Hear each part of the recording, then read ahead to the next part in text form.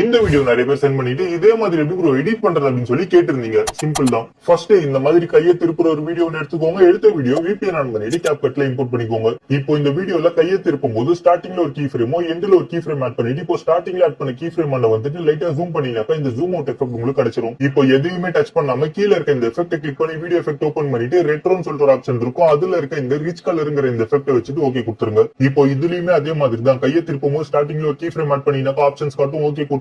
மறுபடியும் எண்டிங்ல key frame add பண்ணும்போது மறுபடியும் ஆப்ஷன்ஸ் காட்டும். இது எல்லாமே ஜீரோல வச்சுட்டு ஓகே கொடுத்தீங்கன்னாக்கா உங்களுக்கு இந்த மாதிரி ஃபேட் எஃபெக்ட் வந்துரும். இப்போ ஃபில்டர் ஓபன் பண்ணிட்டு ஆம்பர் இல்லனா மூடி ஃபால் இந்த ரெண்டு ஃபில்டர்ல உங்க வீடியோக்கு எது செட் ஆகுதோ அதை வச்சுட்டு ஓகே கொடுத்துருங்க. எனக்கு ரோபஸ்ட்ங்கிற இந்த ஃபில்டர் தான் என்னோட வீடியோக்கு செட் ஆகுது, அதை வச்சுட்டு ஓகே கொடுத்துறேன். இப்போ இந்த ஃபில்டருக்குமே அதே கதை தான். நீங்க கையை திருப்பும் போது ஸ்டார்டிங்ல ஒரு கீ ஃப்ரேம் ஆட் பண்ணிட்டு இது ஜீரோல வச்சுட்டு ஓகே கொடுத்துருங்க. மறுபடியும் இன்னொரு கீ ஃப்ரேம் ஆட் பண்ணும்போது இந்த ஃபில்டர் உங்களுக்கு எவ்வளவு வேணுமோ அதை வச்சுட்டு ஓகே கொடுத்தீங்கன்னா வேலை முடிஞ்சது. Moral of the story, babe.